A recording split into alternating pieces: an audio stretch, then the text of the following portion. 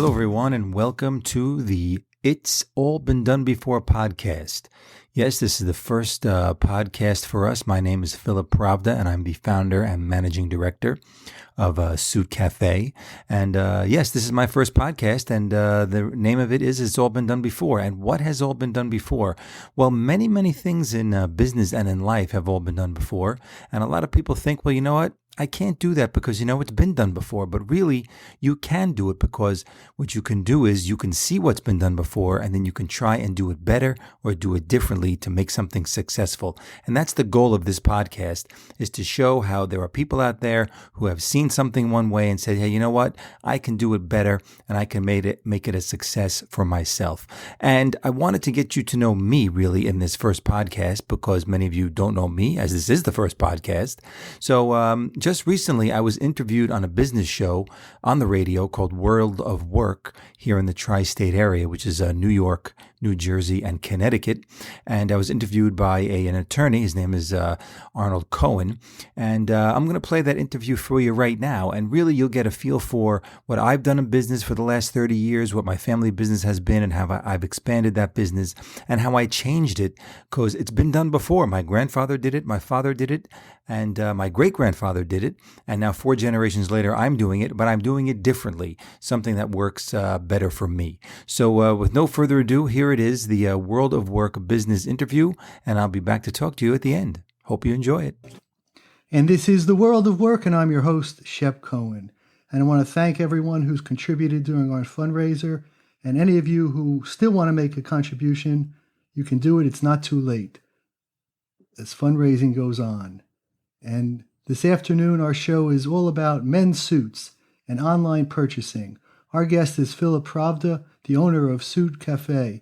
Over 100 years ago, the business was started by his great-grandfather when he opened a men's clothing store in New York City. And throughout the decades, the family expanded the business with stores on such luxury avenues and streets as Lexington, Madison, and Fifth Avenue. And the boutique became a resource around the world for men seeking the finest in menswear. And Philip Pravda has probably personally fitted over 30,000 suits over the years. He understands the customer's needs, qualities, and the fit that someone is looking for. He's now the owner, as I said, of Suit Cafe, which is an online service where he sells suits, and we're going to talk about that and a lot more this afternoon. Philip Pravda, welcome to the World of Work. Thank you for being with us this afternoon. Thank you for having me. Appreciate being here. And tell us a little bit about your family background in the suit business. Your great-grandfather, how did he get involved in? As I mentioned, how did he get involved in the business? Well, he got involved, a long time ago. He came to this country in the late 1890s, and what he did was he started selling secondhand clothes. He was working for somebody else in a clothing store, and he realized that he could open his own clothing store. So he saved a little bit of money, and he rented a store across the street from where he was working. This was on 14th Street near 7th Avenue. And he started selling secondhand used clothing. He would read the obituary in the newspapers. And if somebody famous would pass away, a celebrity or a financier, he went uptown to their apartment or their house and he bought the clothing from the closet. He would say to the widow, you don't need these clothes anymore. I have some cash. Let me buy the clothes, because they had good quality clothing. And that's how he got his inventory. And he would put it in the store and he would sell the suits for $5, $7. And in those years, the suit was not just 2 pieces. You got the jacket, you got the vest, and sometimes you even got 2 pairs of pants. So you got maybe up to 4 pieces or 5 pieces. He had a nice gig going on. Whose suit it was. Yeah, so that's how he started selling secondhand clothes. And how did he expand to or move up to selling first? Well, that was really my grandfather. My grandfather. Oh, so your great-grandfather only sold used clothes? Only sold used. He never sold new. But my grandfather, he was working for his father in that same store. It was he was born 1915. So by 1930, he was already working in that store full time, going to school at night. And he started selling new clothing in that store. So they sort of had half the store used, half the store new. And the story that I heard, that my great grandfather, who I'm named after, was very angry because he never thought anybody would spend more money for a new suit. But it was a new generation. It was new ideas, new people. They didn't want old clothes. They wanted something new. So he started making new clothing. And that's how. And then my grandfather's a real pioneer. He made his own designs. He made his own models. He would go to factories, and at those years it was all here in America. In the 30s and in the 40s for the most part. Factories that were in Maryland or close to the Northeast, and they would pick out the fabric and they would make a cutting. They would say, "Okay, this fabric make me 1,000 suits," and they would pick all the sizes that they wanted, and then they would bring it. They would bring it to the store. And where would it rank? I mean, as far as the level of clothing, was it expensive stuff or no? My grandfather over the years, he was never really an expensive store. Although, as he opened more stores, he also had quite a few more stores in 14th Street. Probably his most well-known store was on Lexington Avenue and 55th Street. That was called House of Cromwell. So he was on that block from 1960 to 1986. He had a small corner store, and there was a Gristedes in the middle of the block. And then he took over the Gristedes, and he had a 2-floor store between 55th and 56th on Lexington. But already those years, he went to Europe in 1958. I think he took his first trip to Europe. So he was already getting into European manufacturing, the European quality of the fabrics. And he was going to France and to Spain and to Italy. And he was starting to, he would go directly to the factory. It wasn't like it is now where there are all these brand names out there and everyone has a showroom, like, really the way sort of my father did it mostly, and myself. But, in his day, you went right to the factory a lot for the most part, and you would see what they had there. So what he sold wasn't a particular brand name, then it was his suits made just for him? Well, they used to make up the names. They made up the labels. That's what they did. And really, it's what morphed into what happens today, because there are many designers today that don't own any factories. There are only so many good factories, let's say, that make quality clothing. Yes. And all those top designers want to use those factories. As far as I know, a designer like Tom Ford, great designer, beautiful clothing, but he doesn't actually own a factory. He gets someone like Zegna to make his designs for him. He could go buy fabric, or they could source fabric for him, but he's using their factory. He'll find a shirt factory that makes beautiful shirts, beautiful quality, and then they'll make the shirts for him. There, as it is today, there are some families that still own factories in Italy, like the Canali family, the Corneliani family. They own their own factories and they make their own products for themselves under their own label. So, aside from Italy, where are the good factories located? Well, really, as it is today, really Italy is really the only game in town. I mean, you want to make something really special, really high quality, you really have to do it in Italy. It's going to cost more to do it. People pay a premium for made in Italy products, and the Italian companies and even the Italian government is very protective of that made in Italy label. If you don't have the whole product being made in Italy, every button, every thread sourced within the country, they don't let you use the made in Italy label. And there's a lot of stories that float around that, a company like Ferragamo that makes beautiful shoes, sure, they have the leather and they make some of it in Italy and then they ship it someplace else and they put some of it together there and then they ship it back to Italy and then they get the made in Italy label.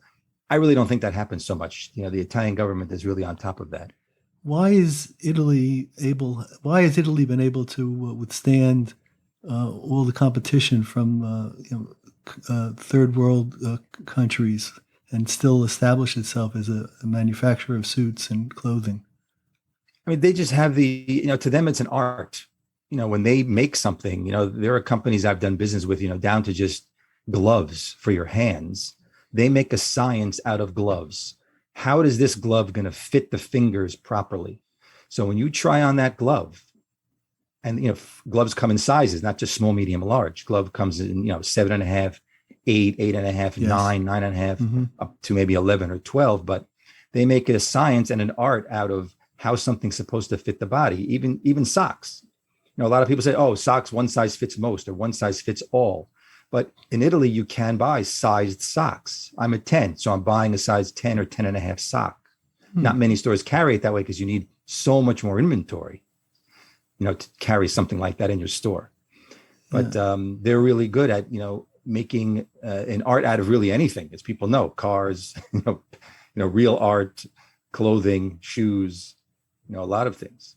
Do you spend much time in Italy looking at the what's going on? Well, I went many, many times with my grandfather and my father, all my cousins. We all used to go because everyone had stores. My grandfather had stores, my uncle had, my father had, and we used to go there.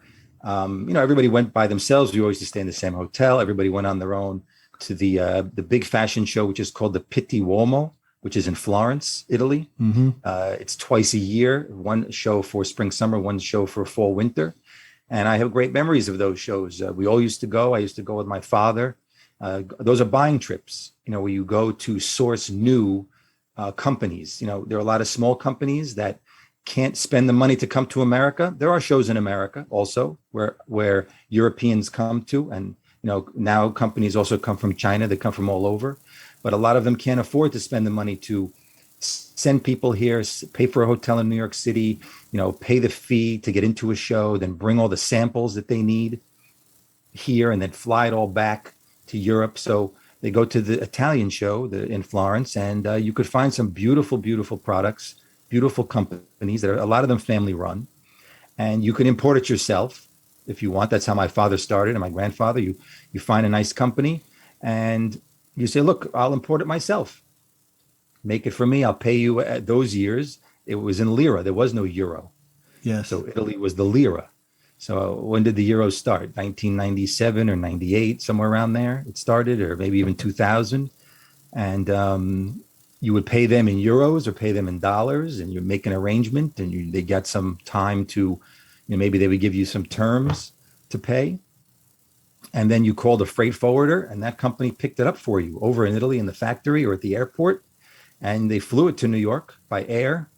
And then they delivered it right to your door, right to the store, and it would come right in. And that is no more? You can still do it that way. You Absolutely. You can still do it that way. And that's probably the best way to do it. If you want to really, it's more difficult these days to make money in the clothing business because there are so many brands. There is so much competition. To have a store that sells brands these days like Hugo Boss or Canali or Versace or Giorgio Armani, it's very tough to get those brands because they sell to so many people, and the department stores have a lot of those brands locked up. You just can't get it. They won't sell it to you because they sell to Saks or Bloomingdale's or, Bergdorf Goodman. There's a very well-known brand called Kitan, which is a very expensive men's suit brand. They start maybe $7,000 for one suit. Well, when it first came to this country, Bergdorf Goodman had the exclusive. So you really couldn't get Kitan in the beginning. Actually, my father had it before Bergdorf Goodman had it because he was very good friends with the gentleman who was the importer at the time of that brand. And at the beginning, they had a couple of problems with the production, with the quality production. Every size, if you had 2 or 3 size 40 regulars, each one fit a little differently. Which in Europe, they may understand that. But in America, you're not going to have someone try on a size 40 and give them another 40 and they're different. People are not going to like that very much. How many of these Kitans were sold when they started $7,000 a suit? Oh, it's a very big company, very big. They have their own store on 54th between Madison and 5th. They have a whole building there. They're in Saks Fifth Avenue. They have their own shop in Saks Fifth Avenue. They're still in Bergdorf Goodman. The individual stores sell it all over the world, and they have their own stores all over the world. So Kitan and Barney's, when they were open, sold a lot of Kitan, a lot. And what makes it so different and so expensive? What about its quality? In my opinion, when it comes to clothing like this, you get to a point of diminishing returns. I mean, it's really only fabric and stitching. Yes. And, they're not glued together. They're made with canvas. There are different ways of making suits. Half canvas, full canvas, fusing, glue. There's a lot of different ways to make them. The Kitan is from the Naples area, so they have the Neapolitan style of tailoring. It's all by hand. It's a beautiful, beautiful garment, but is there any suit really worth 7,000 or 10,000? Or, Tom Ford, you could have a suit 20,000 or, in my years, all the years that I'm doing this, the standard of expensive high quality was Brioni. Brioni was the top, made in Rome. Even in the 1970s, my grandfather had Brioni in his store, and they weren't 5,000 and up back then, but that was like the standard. If you had a Brioni suit, that was a gorgeous, gorgeous suit, and it still is today. But Brioni, family business, people and families don't get along or whatever happens. The whole company got sold to Kering. I think Kering owns Brioni, one of those big French conglomerates like a Louis Vuitton or one of those big companies. If you have a Baroni or a Keaton suit, do you wear that to business, or is that something that you wear to a special occasion? I mean, they have all types of fabrics and colors. You could wear it. You could wear it every day. I'm sure there are plenty of people, especially in Manhattan, they wear that every day to work if they need to wear a suit to work. I would say between the two, the silhouettes are different. So Brioni has, because of where they are in Italy, Brioni's in Rome, it has a very structured shoulder line. And Keaton is in the south, so the shoulder is a little softer. It's a little more sloping. So it looks a little different. It might be a little more suppressed in the waist, where Brioni is not so much like that. I mean, they may make a model these days like that because everything now is a little trimmer and a little slimmer, and they want to keep up with the fashion. So they may have a model like that. But, Brioni is usually, to me, the gold standard of, super high quality and expensive. Before, you were talking about your uncle, your cousin, your father, your grandfather. Why is everyone in the family involved in the business? Well, it really started from my great grandfather started, but my grandfather was one of four brothers, and they were sort of all in business together, working for their father at some point, and some of them all went off on their own way. But my grandfather stuck with the clothing business. He liked it. He knew the business very well. He was extremely smart, could figure out anything in his head, and he was a talented person when it came to picking fabric and knowing what people liked. He would know what they would want before they wanted it. So he was able to know. He used to make a suit. It was, I think it was before I was born, but he made a suit called the Hollywood suit, and he would advertise in the newspaper, come to his store for the Hollywood suit. And that was probably the early 1970s, maybe mid 1970s. It was side vents that went way up to the middle of the back. The pants were tight at the knee with wide bell bottoms, wide lapels almost to the shoulder. Yeah, that must be in 1970s.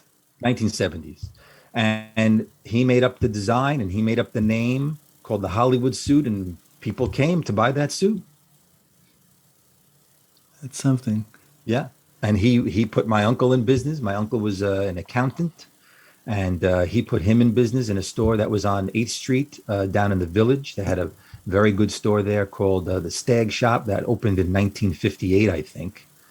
And my uncle retired, and they closed that store in 1986. So that was one store, 1958 to 1986. So that's a long run for one store. You don't see that these days. Even the stores my father had, also very long in the same location. We had 51st and Madison. Actually, my father's store was not called Suit Cafe. It was called British American House, which a lot of people may know because that store was around for a long, long time. And my father started there the late 1970s. His father was on Lexington. My father went to Madison Avenue. And my father had a little different idea than his father. My grandfather's store was, the only real brands they had there was like Yves Saint Laurent or Pierre Cardin. Yes. And those brands really meant something. Now they really don't mean anything for men so much. Why not? Because of licensing. People get a hold of the name, they sell licensing, and then they put the label on everything. You could buy cologne with the name on it. You could buy socks with the name. You could buy suits with the name. And eventually becomes the name is all over, and they can't keep the quality a certain way because different people are making different products for the same brand, and there's no control over it. But my father wanted to be very high end and very high quality. And he went to Madison Avenue and 51st, right next to St. Patrick's. And across the street at that time, the New York Palace Hotel was being built. Harry Helmsley was building the Palace Hotel. I remember. Yes. So my father was right across the street from the palace. He renovated a store that he rented from a previous owner. It was also a men's store previously, but a different look. It was like British and American clothes. My father was already into the European clothing from his father. And he went there, and he was open 1979, 1980, right before the palace opened up. And then in subsequent years, he opened on 44th and Madison, another store under the same name, British American House.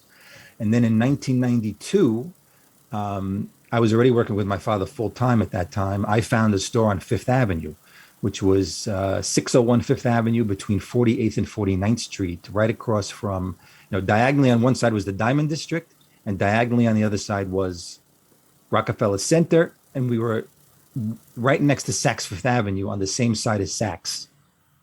So I ran that store from 1992 to 2002 on Fifth Avenue. And that was a busy store that we had. High end also. High end. We always carried Italian name brands. So just like I mentioned, we had Brioni, Canali, Corneliani, Belvest, brands people would know. And then we would go to Europe and we would find beautiful things, and people might not know the brand, but the quality was very, very good. And we imported it ourselves, and we sold it in the stores. What else did you sell in the stores aside from suits? Did you sell shirts, ties, socks? Sure. We always had shirts. We always had a lot of ties. We were one of the largest retailers of Zegna ties. I remember when we first started doing business with Zegna, their necktie was $95. Now for today, $95 for a tie maybe not be so much money, but in the early 90s, $95 for a necktie that was a lot of money. Yes, was a lot of money. And they had beautiful colors and beautiful silk. And we were selling, I don't know, 7,000 ties a year just from Zegna alone. And then we got into Versace. That was a whole different look, with the Medusa heads and very flamboyant. But, it was very popular in the 1990s, all the Versace. We had Versace Couture. We had Versace Classic. They had different lines. They had the jeans. They had sportswear. They had suits. They brought back the Nehru collar suit. I remember gold that. buttons all the way up to the neck. Yeah, that lasted. That was the Versace look. That lasted about 6 months.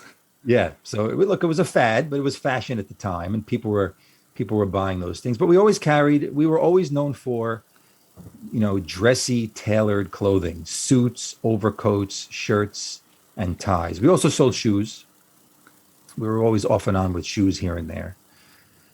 Did most men cuff their pants or not? Now, no. Now I would say really almost 100% plain bottoms on pants. It wasn't always that way. For decades, it was cuffs. Decades. But, you probably remember years ago in the 80s, it was also plain bottoms. There were no cuffs. Mm-hmm. In 70s, there were no cuffs. It was plain bottoms. But what's changed the cycle? I think it's because most trousers these days are flat front. There are no pleats anymore. So when there were pleated pants, I guess the cuff went more with pleated pants. And now that for quite a while now, pants are mostly all flat front and a little trimmer, the plain bottom is just that more sleeker, slender look. Not as bulky as having pleats in the front of your pants and having a cuff on the bottom. But look, there is still people that like cuffs. I have just very few customers who say, look, it's flat front pants, but make me a cuff. You can't dictate, fashion onto somebody just because that's what happens to be maybe happening in the market. Doesn't mean that someone has to conform with what everybody else is doing. People like cuff, they get a cuff. Some people like their sleeves shorter, some people longer. You do what they ask pretty much. Pleats lasted for a long time. Recently. Very long time. Yeah, longer than I thought they would. Yeah, there was even Ralph Lauren still makes pleats now. He still does that. He does a reverse pleat facing the opposite direction. So, Ralph Lauren does pleats now. He used to sell ties to my grandfather before he was Ralph Lauren. He was still Ralph Lifshitz. Uh-huh. He used to come to my grandfather's store and say, would you like to buy some ties? And he was one of those first people to sell the wider neckties. No one really was doing wide. He was doing wide. And then when is this, in the 60s or 70s? Could be the 60s, before he got involved with Bloomingdale's. Because they're very narrow in the 60s. Yeah. I remember you see an old film with John Kennedy giving a speech, and he has a very narrow tie. Narrow, yeah. Could be the 70s, early 70s. But he was the one who really started with the wide ties when the narrow was sort of, waning a little bit, and he had he had a different idea, so it really took off. And is that what led him to where he is today? Absolutely, because Bloomingdale's liked it, and Bloomingdale's bought those ties, and he was selling them crazy amount out of Bloomingdale's, and they really supported him. They really supported him. I think it was last year there was a documentary, maybe it might have been on HBO, all about his career. It was very fascinating. I watched it 3 times. Uh-huh. But it was very fascinating how he started and how the company grew, and they had financial trouble because they were growing so fast, and then they got back on their feet. And then eventually they went public, and then they expanded all over the world. But he has his own look, and people just like Giorgio Armani. Armani has his own look. People see a suit from Armani and go, "Oh, I know that's an Armani suit." Ralph Lauren, I give you that he's got his own look. Is the quality equivalent to the look? Well, yeah, he has different, when you get to be a big designer like that, you have different lines. So there's Ralph Lauren, I think there's Black Label, there was Purple Label. Those were all made by hand, and mostly all in Italy. And then you have Polo Ralph Lauren, which is another line. And then he has another one called Lauren, which is the most inexpensive, which you can buy in Macy's. So, they always have a lifestyle brand like that always has a less expensive line because people want to aspire to get the more expensive line. Uh-huh. So people could say, "Hey, I'm wearing, this is Ralph Lauren." I mean, it's not the top one, but it still has his name in it. And a lot of the big designers have that. Versace has it. Ralph Lauren has it. I don't know who. Donna Karan also had it when she was, extremely popular with menswear. So we're going to take a break at that. We're speaking with Philip Pravda, who is the owner of the online men's clothing store Suit Cafe. And this is The World of Work. I'm your host, Shep Cohen. And just remember us during the pledge time. Hopefully you can contribute something to WDVR. And now this. Up on the roof,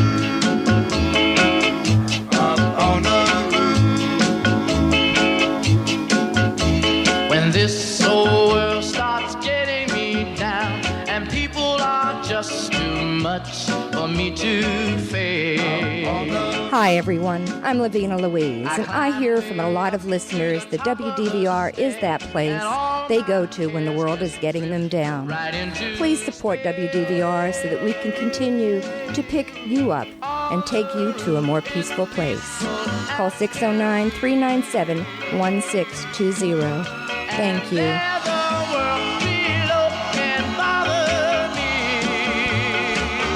Let me tell you now, when I come home feeling tired and weak, I go up where the air. Hi, this is Ted, co-host of the TGIF show on WDVR. Please consider making a donation in any amount by going to WDVRFM.org or calling 609-397-1620. On behalf of WDVR, I thank you for your support.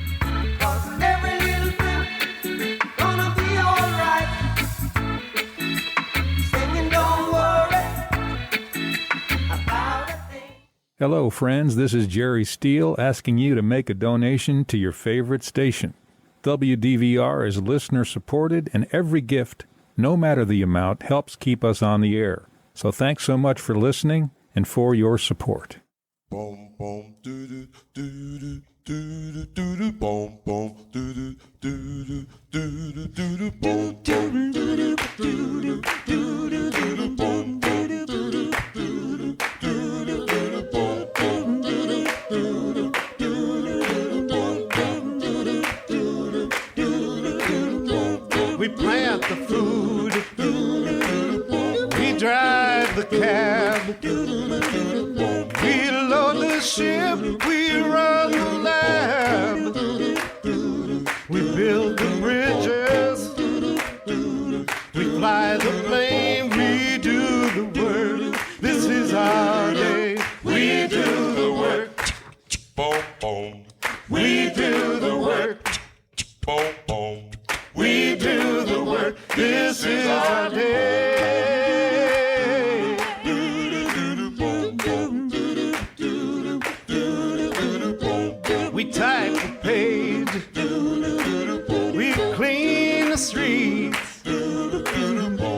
We sew the clothes, we change the sheets. We sell the goods, yes we do. We lay the stone, we do the work. This is our home. And we do the work here at WDVR. This is The World of Work, and I'm your host, Shep Cohen.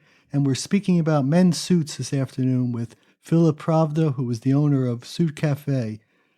What is it about the business, selling men's clothing, purchasing men's clothing, that gets you going? Obviously, it's in your blood, it's in your DNA from your family. But why have you continued in this vein all these years? Well, I always say I was born into the business because I really was. I was 3 years old running around my grandfather's store. The first time my father brought me to the store, I was 3. And I spent the whole day in the store running under the racks.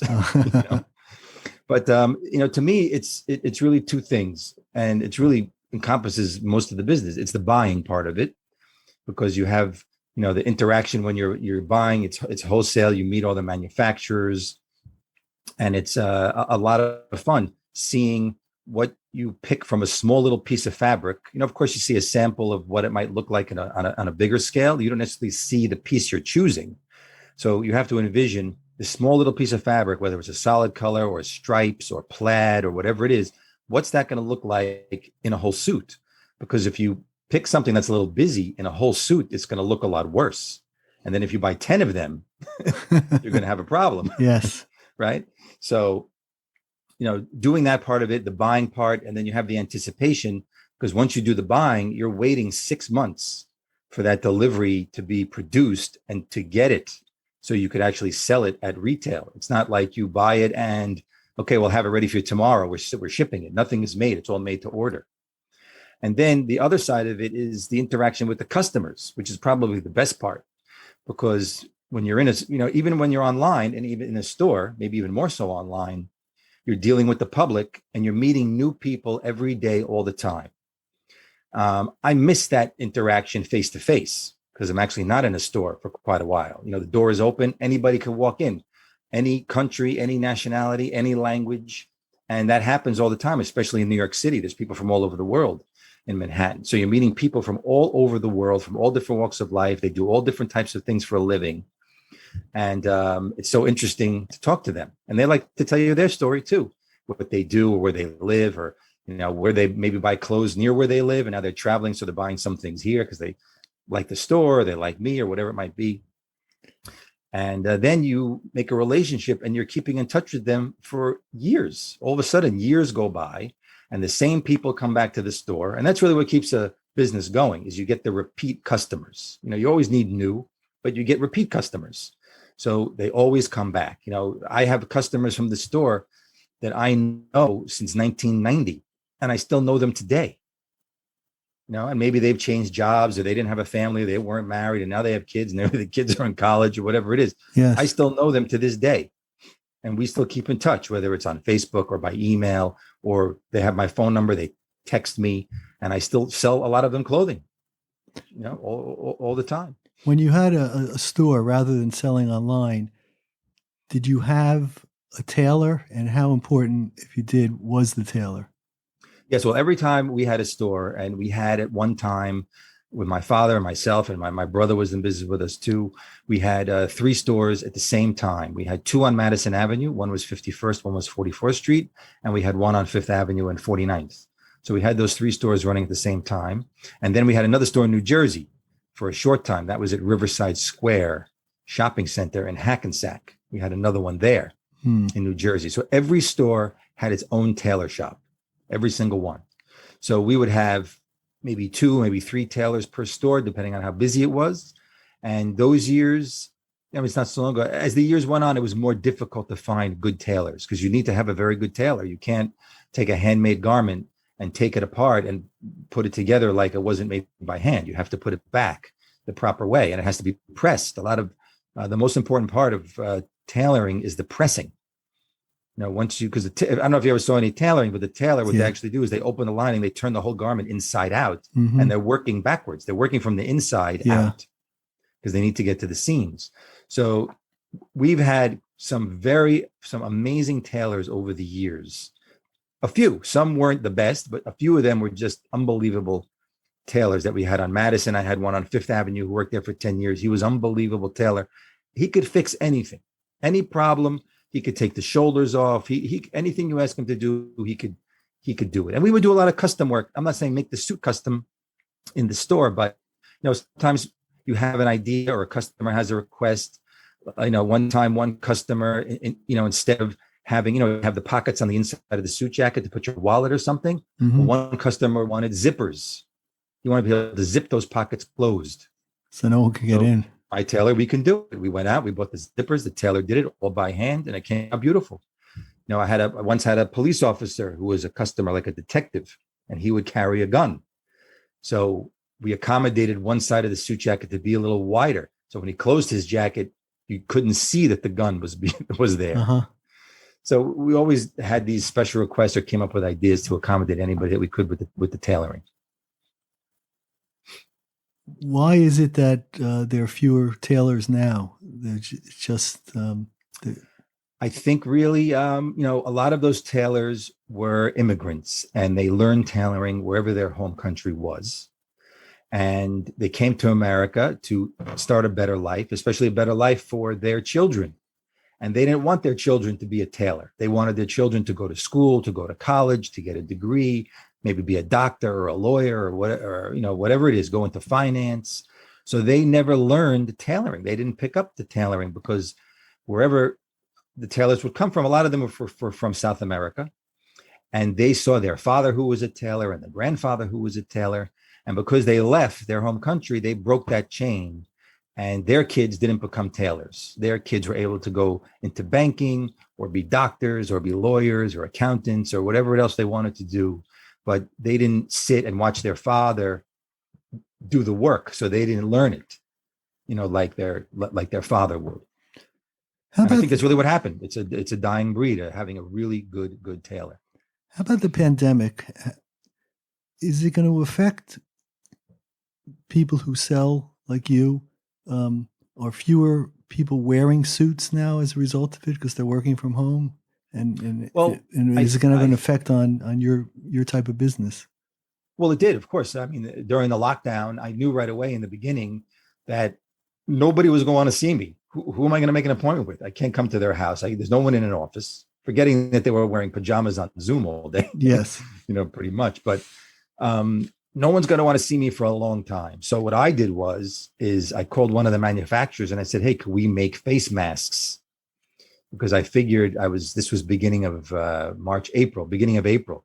I said, you know what? Everyone's going to have to wear a face mask for a very long time. Already in Asia, they were wearing them as part of the regular culture of the day. It had nothing to do with virus. It was just for germs. They were just wearing it as part of their everyday living. So I started to manufacture face masks, and I built another website, and I was selling face masks off another website called medicalcommunity.net. And I was selling face masks all over the United States. And that's what I was doing during the lockdown, out of my apartment, selling face masks all over Alaska, Hawaii, you name the state. I had orders for face masks. I was the least expensive on the internet. I was cheaper than Amazon. I had them all in stock, so I shipped them right away.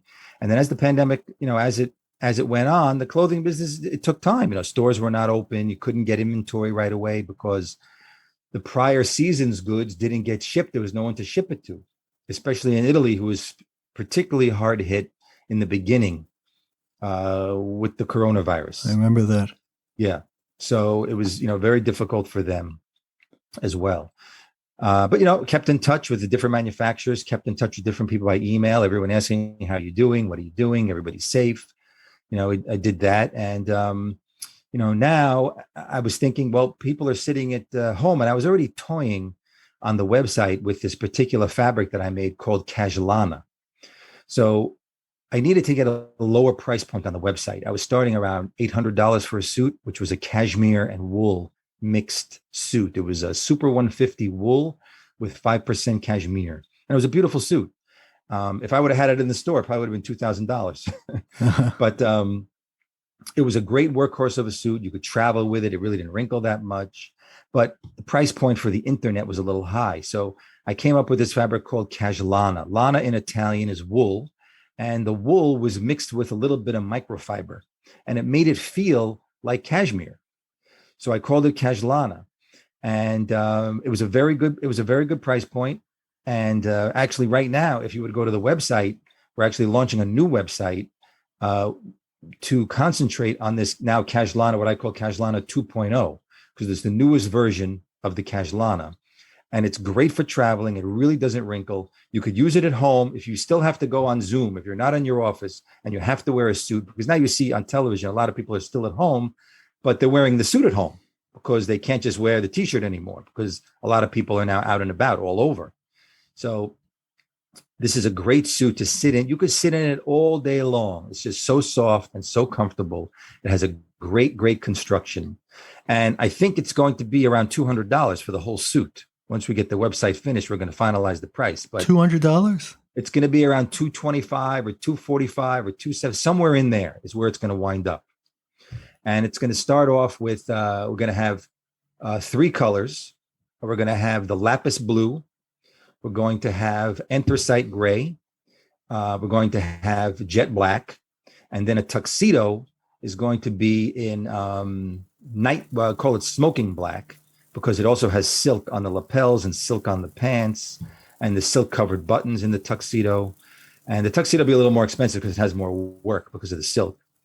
But I think I have one of each color, and that's all I've been wearing is that suit. That's it.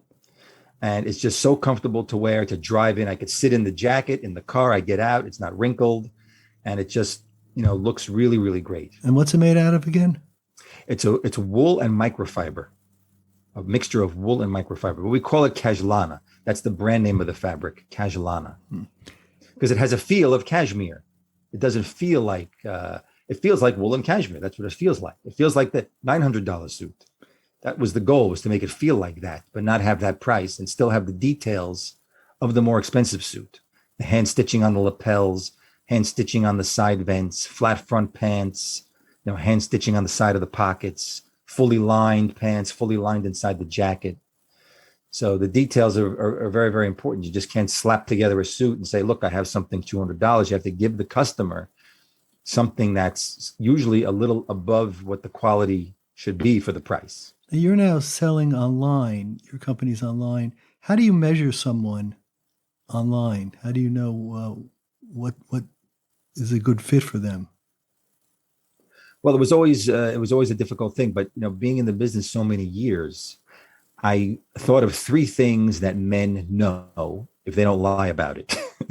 Okay. One is a man knows his neck size, usually. Yeah. He knows his waist size, and he knows how tall he is.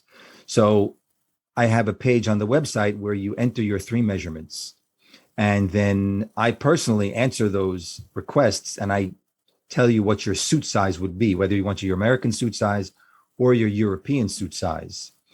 But actually, when you make a purchase, it asks you the same thing. Please enter these 3 measurements: neck, waist, and height.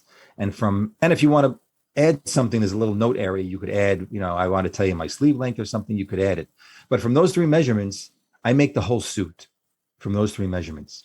And in all the years since I'm doing online, which is 2014, I only had 1 person return a suit to me.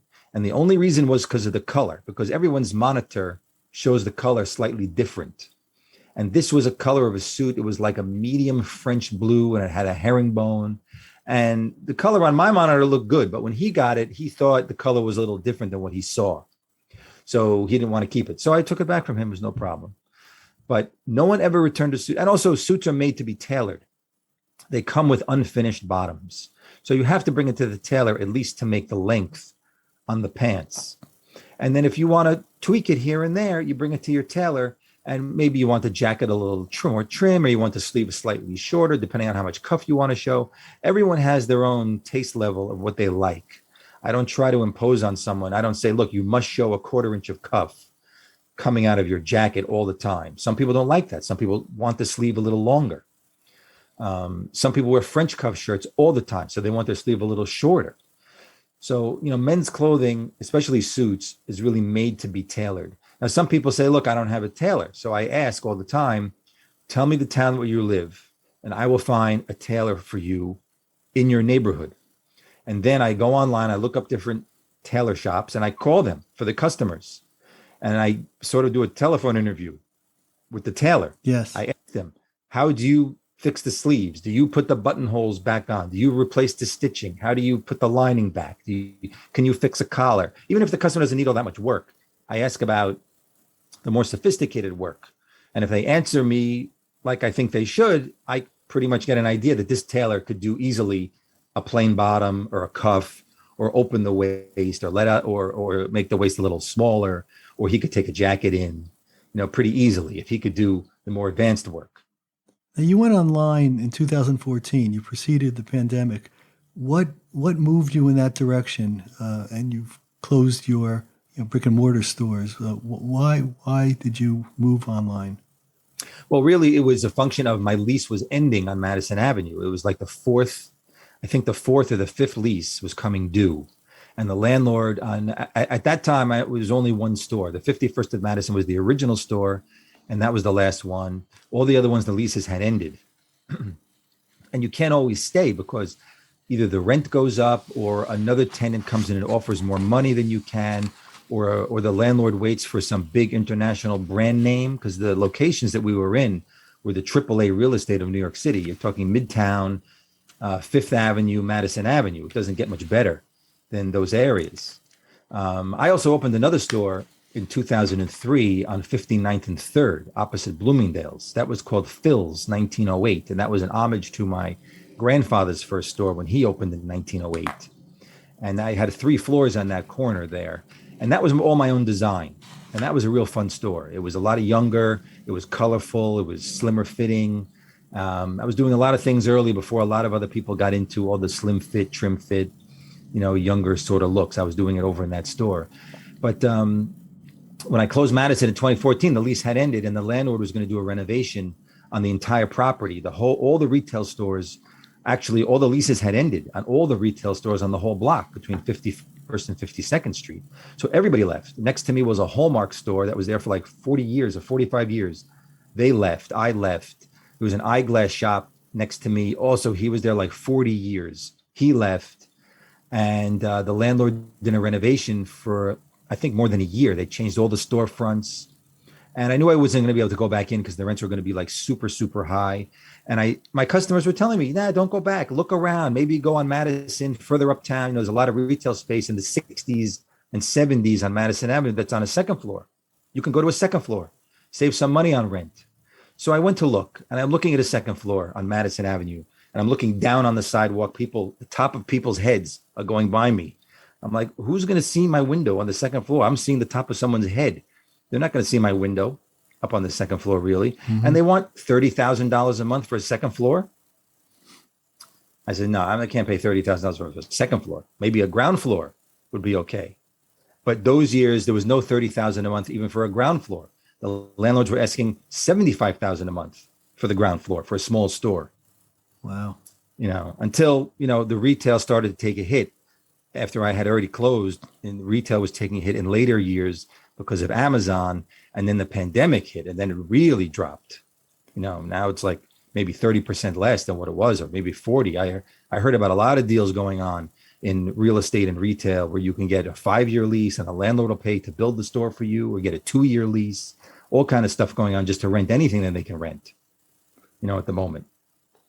Now, you mentioned that you had regular customers in your stores, your physical stores.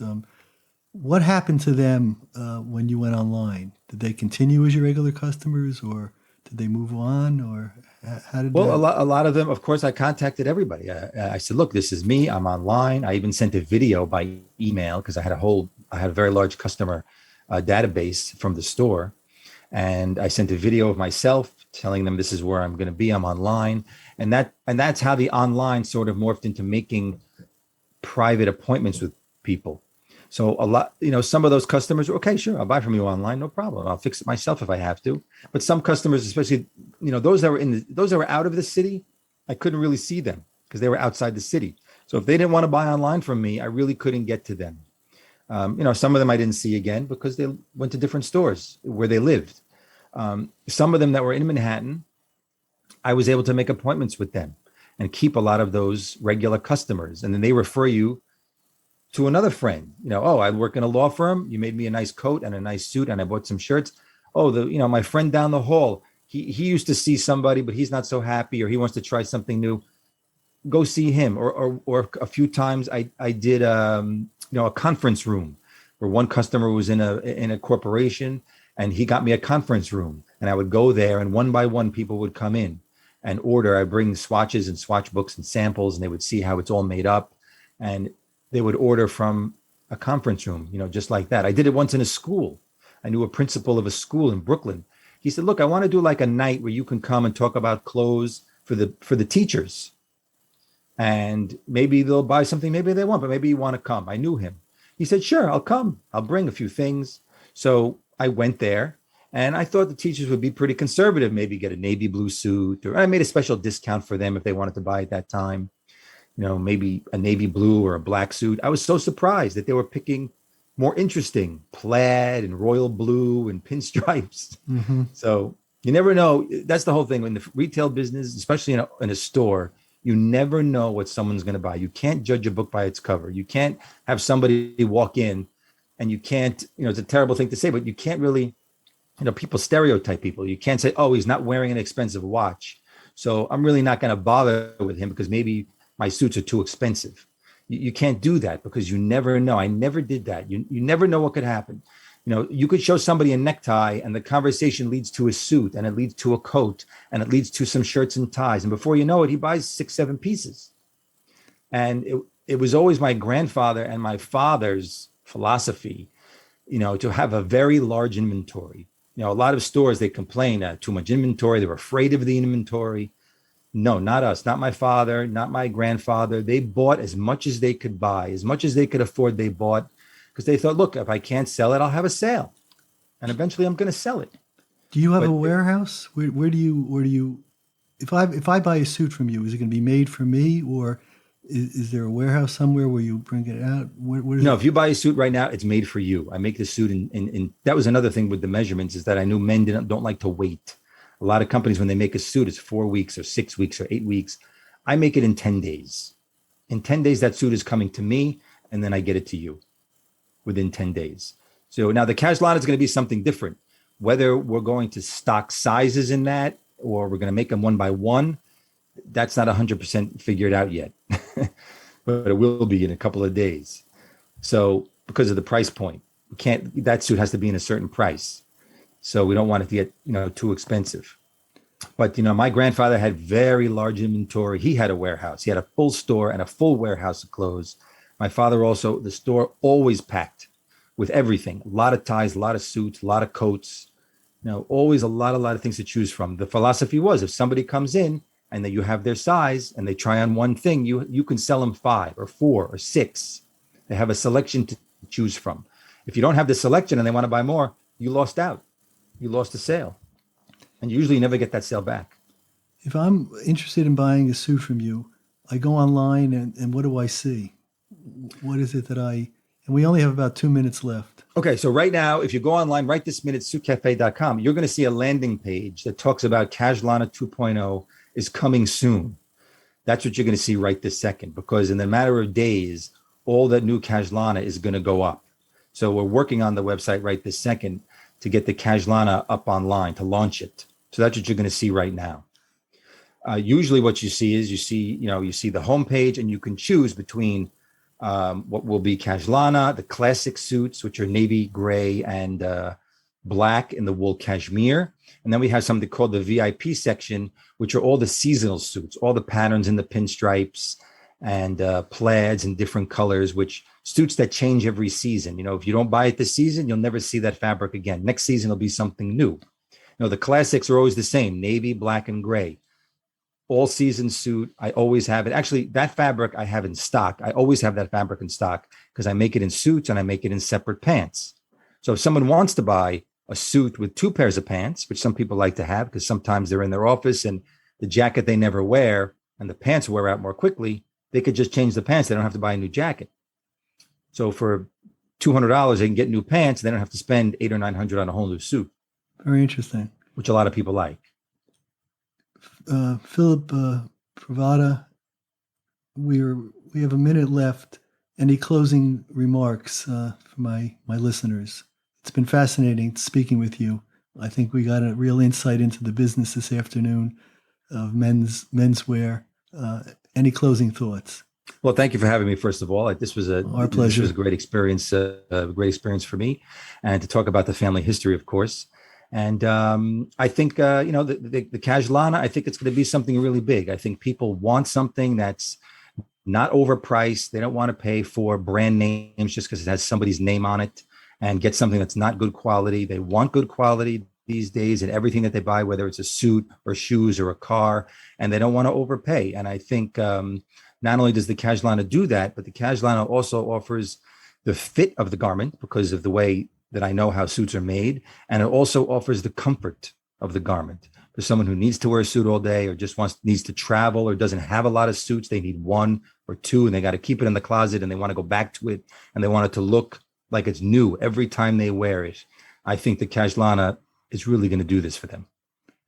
Well, thank you very much for joining us this afternoon. It's been a pleasure speaking with you. This is The World of Work. I'm your host, Shep Cohen, and we've just been speaking with Philip Pravda, who is the owner of the online suit cafe where you can purchase a suit, shirts also, or just suits?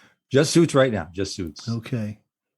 And thank you for those who have contributed during our fundraiser.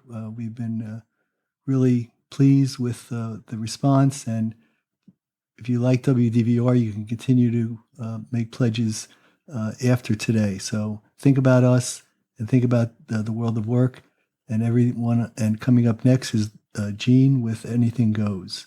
Until next week, take care.